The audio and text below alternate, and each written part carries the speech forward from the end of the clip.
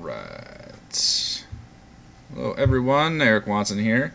Welcome to Chat for the Lost Plane, our weekly live-streamed post-session discussion where we talk about what the hell just happened during D&D. This is the chat for Session 3, so if you haven't watched that session yet, go do that now because there will be spoilers. DM Chris is here.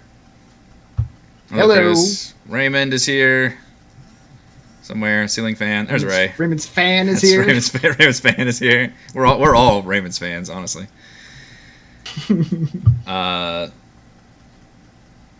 Yeah. You know, it's weird doing these shorter sessions. We get through like one room a session. It is. It's the pacing's something I'm gonna have to figure out because you can't do two fight. I just realized you can't do two combat sessions. Now, granted, if you guys hadn't tripped a trap, I would have let you fight the angel. I would have just let that fight go. Yeah, that trap actually took us a while. It took us a while, so I was like, all right, we actually don't have enough time to start another fight. Yeah, we were perturbed by that. You did kind of get two combat scenarios a little bit. Yeah. We did part of the next room, yeah. Yes. We managed to end the other one early because the solution was actually to just get the bellboy out of the situation. Yes. Yep.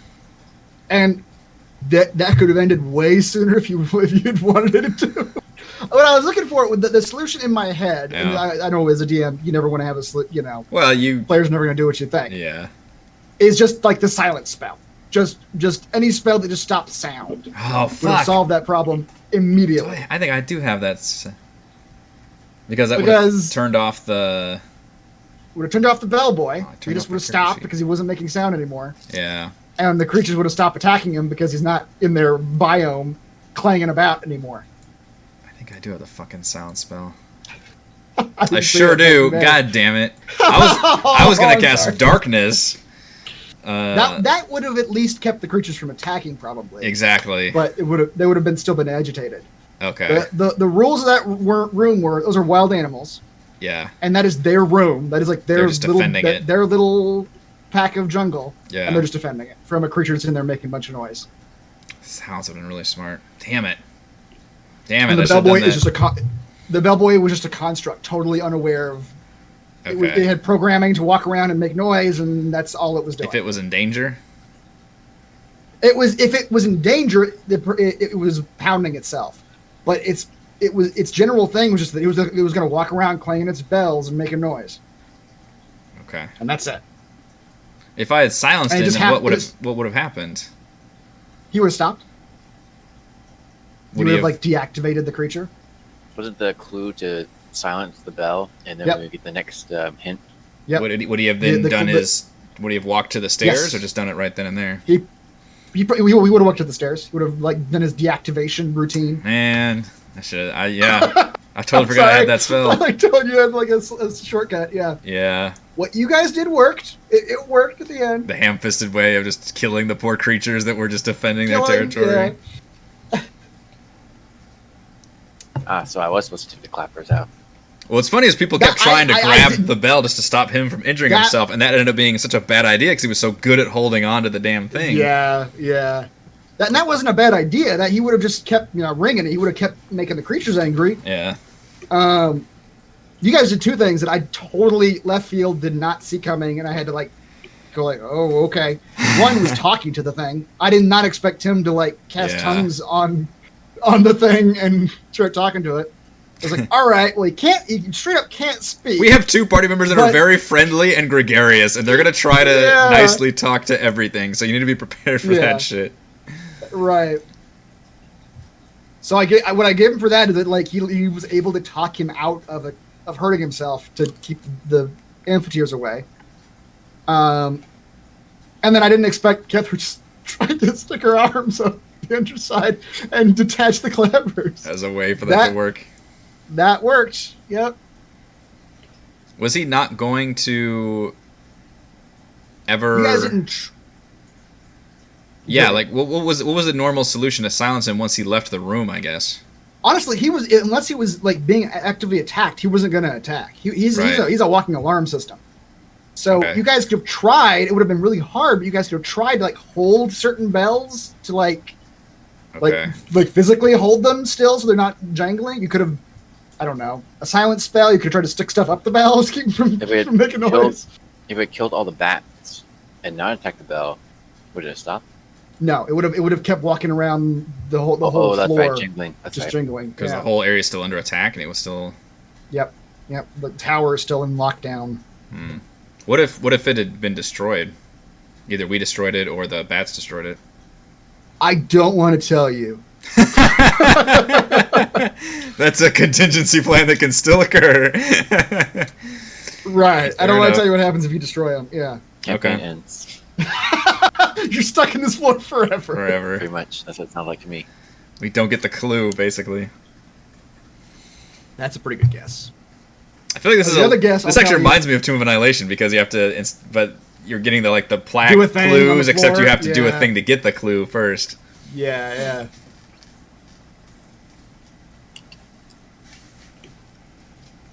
Yep. So what you guys did worked just fine. I mean, it took a little bit longer because you had to fight off a few more of the Amphitheaters, but Yeah. you deactivated the bellboy. And then you guys just got complacent about like traps or things too. There was no looking at the door. There was no checking the door. No, It was there just, wasn't. I walk up to the door and put my hands on That's it. what she does. I love her character to death, but that's so funny. Just immediately gets screwed by a trap. And and she that- was the best well, no, she wasn't the best person. A high dex person would have been better. But it's a really high dex to avoid it. A hand Oh, just the initial- literally is on top of you immediately. It's Mhm. a DC 20. And then it was a DC 20 strength check to lift the fingers enough for the person to get out. Wow. Yeah, because So that we was missed. a tough one. Yeah, we missed all those strength checks, and then we missed 2 dispel magics in a row, which presumably that would have been a 20 Yes, also that or was a something. bummer. I mean, I don't know what.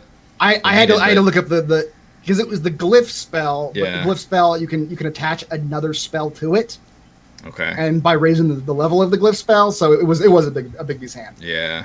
which is 5. Okay. We just And got so really they needed to bad roll luck on 15. those fucking skill checks. Yep. 2 dispel magics both failed. That was pain. And it did a lot of damage too. Jeez. Just like did, how much it over did, that couple yeah. rounds. Like, oh damn. That's why I just kind of went over to that door. I was like, all right, somebody's gonna free her. And then when I went down to my turn again, I was like, all right, we gotta fucking deal with this door trap now, because good lord, Yeah, this is getting it's bad. actually doing things. Was there any remorse about the dead amphitheaters? I think you guys for a while were assuming that they were straight up enemies. Yeah, because You guys had just got done fighting devils, I guess. yeah, the whole place is under attack, and I think we're slowly Yeah. realizing, oh wait, these are actually like natural, or this is I'm picturing a zoo basically at this point with like different exhibits. The floor. If you were to ask me like what to call the sessions, this floor is called the menagerie. Okay. So it's kind of yeah. Yeah, and it only just now It's occurred kinda to me like, exactly oh what it wait, is. the trees were like the non-hostile native, and it was actually well, at first I thought that was the bell's room, and these things are attacking and invading, but now I'm like, oh wait, no, this is somehow the bell wandered into this room. I don't know why, and then all the bat creatures are just swarming and attacking it. So yeah, unfortunately. Admit it. Our party just does a lot of racial profiling. So the amphitheaters look aggressive. They looked. I Yeah. mean, they looked So he's near monstrous. Yeah. Right. They have a lot in common with the horned devils. They've got wings. They've got spiked tails with venom in them. Well, I They've got a thought lot Gillian of had the things. right idea with the hypnotic pattern to try to shut everything down. If that had worked on the bellboy, that would have solved everything. Yeah. If the bellboy had failed his save, Oh, the bellboy would have wow. he would have stopped moving. He would have just Yeah. stopped moving because Shut of being down. incapacitated, and he would have because of that he would have shut down, and the amphitheaters would have gone. And the off. birds wouldn't care because it was only the sound they cared about. Yep.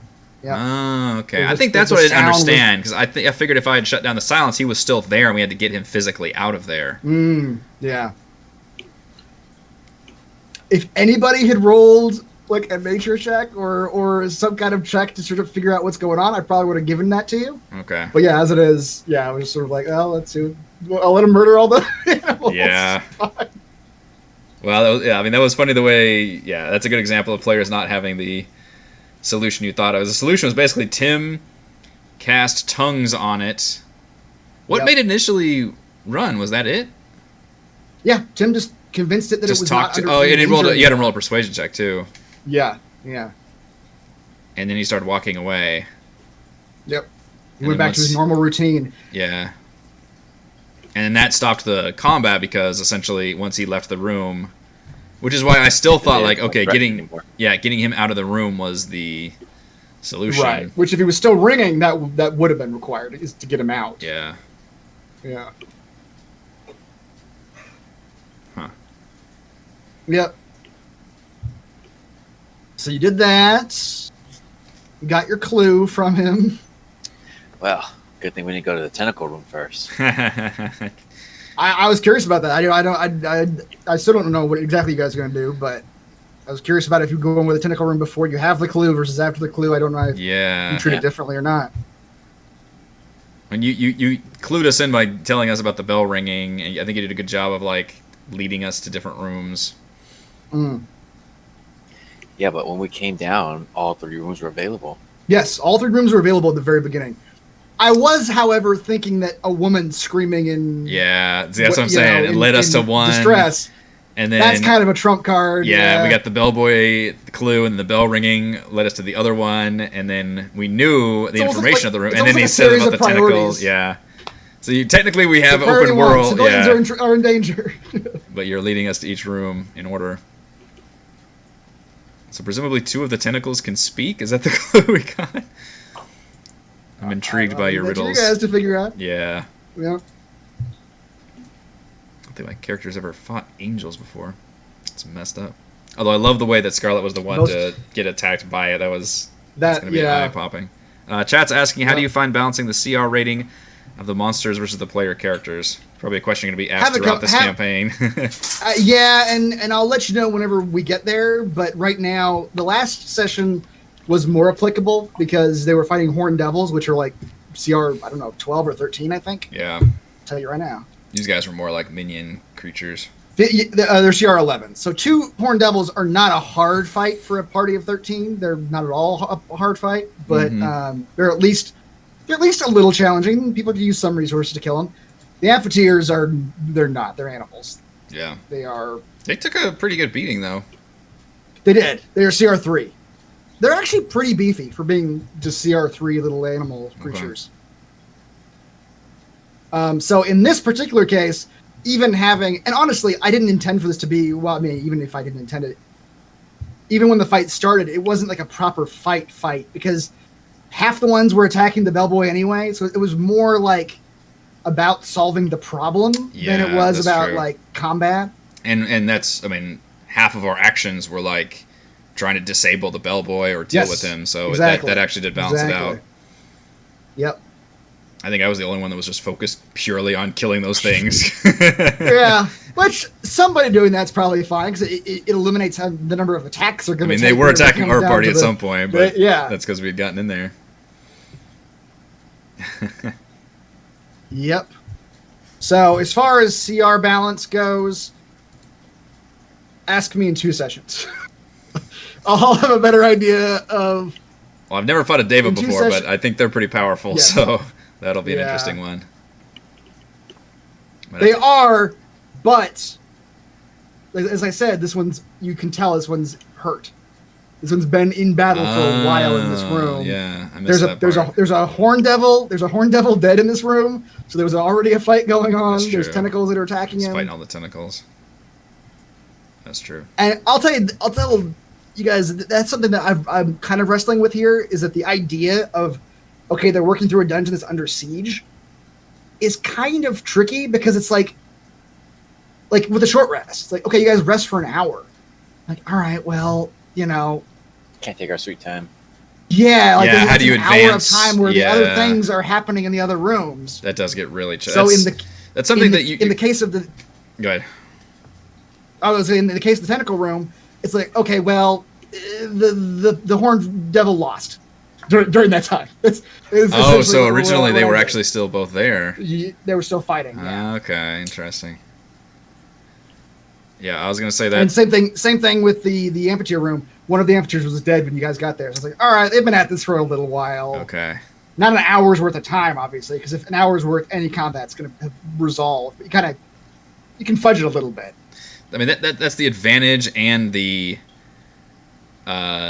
trickiness of being a live DM in D&D. Like in a video game, it's very obvious where things are scripted to occur when you arrive, and that's always how it is. And time, you might get a quest that says, oh, you gotta go save so-and-so, and then you can just fuck off and do whatever you want, and then eventually go there, and it's all scripted to happen exactly where it needs to happen. Yes, but in D&D, yes. you have the freedom to like actually punish people for taking too long, which is often, how you punish people for like resting too much. It's like, okay, well now this happens. But on the flip side, that makes a lot more work for you as the DM to try to work through all that, especially if you don't know if people are taking a rest and you're not prepared for that. And you're like, well, shit, how do I, I was planning on this. How do I advance the time? And what are the enemies doing? And especially if enemies know the players are there, or if like your situation where you just have a dynamic battlefield happening all around us. I don't even know how you try to do that, but I think you had a good solution. It's like, well, all right, this thing, which is kind of like what we do in the middle of combat when there's like NPCs fighting each other, where it's like, all right, well, hand wave this, and then this eventually happens. This person wins or whatever. Right. Which is, that's kind of what I'm doing. The only cheat that's happening is the time dilation is much shorter. Yeah. Because the short rest lasts for an hour, combat lasts for a minute. So technically, if we're being real technical, you guys resting for an hour means that this whole incursion is probably over with. Yeah, that's true. But it's a full dungeon, and you guys by the rules, you guys get a short rest in a full dungeon. Like I can't, it's that's the sort of stuff you just kind of gotta choose when to hand wave and when not to. That is true. With that being said, you probably won't let us short rest again. Not soon. Certainly not soon. We're probably not going to be able to long rest anytime soon, but short rest That's also true. Would be very tricky. I need to be using my short rest spells more, though. I haven't used them at all. Oh, yeah. But yeah, so what else happened? You guys tripped the trap. You guys handled it eventually. So you could kill it. You guys. I didn't realize you could actually target that thing. Yeah, I forgot. Although it's not lacking meta knowledge, an easy thing to kill. Yeah, it's Scarlet hit it once for 11 damage. It had an AC of 20 and 80 hit points. Oh wow! So the AC of 20 is the tough part. Lesser Kalen. That's right. But I didn't want to shoot Catherine like should have gotten a crit. Yeah. If you,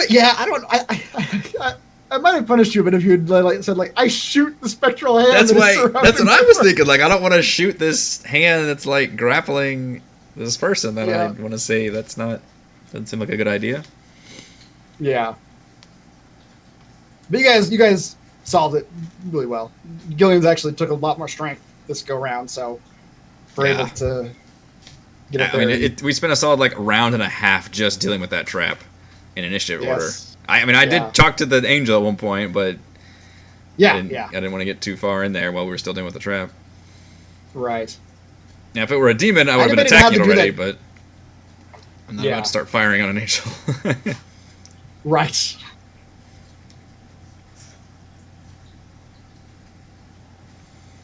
Yeah, I debated how to do that trap because there's a lot of traps that I was, doing research and okay, give me high level traps that are all right, this trap does a thing every second. I'm like, oh, how do I do that? Or every 3 seconds it does, the trap does this much damage. Yeah, and I'm like, okay, I was like, okay, is that once every few rounds? I mean, there's a lot of regular traps, but I thought those were kind of boring. For the most part. Good traps. A lot of traps you can just level up. You can just say the DC is this much higher. Yeah. Yeah. I wanted something a little bit more fanciful than that. Makes sense. Yep, and then Scarlet with the tentacles. Not the tentacles, the angel. The diva. Yeah. I don't know if it's pronounced diva or deva. I don't know. Deva? Dave. It's called Dave. Dave the diva. Dave the angel. Yeah, I like that she was the one that got to talk to it and then it swooped in to attack. I liked, and this is honestly, it's kind of what I had planned. Yeah. What I had planned for when you guys walk in the room is you assume the angel's a good guy. Yeah. And I give you a little bit of extra information whenever it comes to the angel's turn to. So my initial idea was that you guys come in and the angel and the devil are fighting, and the tentacles are all attacking them both, kind of. And you guys probably, because you are who you are, helped the diva kill the horn devil. And then he turns to you and apologizes for the fact that He has to gotta fight kill you us. all. Oh, yeah, that'd been good. Yeah. Okay. But this worked just as well, where like she goes in there just full prayer mode, like, Yeah. oh, I'm one of the faithful, I'm, servant of Torm. And it makes him sad that he has to kill her. Interesting. Yeah, I'm liking how it unfolds. It's very combat heavy so far, but I think that's a result of just having these smaller sessions and just basically being able to Yes. get through like a majority of the combat. Yep. I will say I don't. Well, Although this one did have a lot guys- of outside of the box, like with the bellboy and the trap. So it was, even though we were in Right. initiative order most of the time, we were doing a lot of things other than just attacking, which is always nice too. right. Yes. Yeah.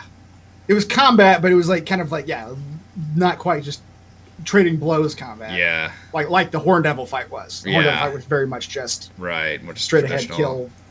kill or be killed. Yeah. I don't think the next couple sessions will be. We're about to have a Entirely- one, but we'll see how long it lasts, I guess. Yeah, we'll see how long this one lasts. Yeah, I don't know. I'm not. Yeah, I don't think this will last too. I don't know. We'll see. Once again, a lot of the stuff depends on how you guys react to it. Yeah. You guys could have and still technically maybe not succeeded fully, but you could have at least progressed if you had stayed in that jungle room and just killed everything. You could have killed the bellboy. You could have killed all the Infantryrs. Yeah. You could have just attacked everything if you wanted to. Kill everything in this whole tower. So it's just. Just to be sure. So yeah, the time it takes will be a lot of it will depend on just how you guys react to stuff. So I look forward to seeing how that goes. Indeed. All right, I think that will do it for this week's Chat for the Lost Plane. Thank you to DM Chris for our campaign. Raymond for joining us. I'm Eric. Thank you to all the wonderful fans for watching, and we'll see you all for more War for the Lost Plane next week. Yes, indeed. Yes, indeed. Next time.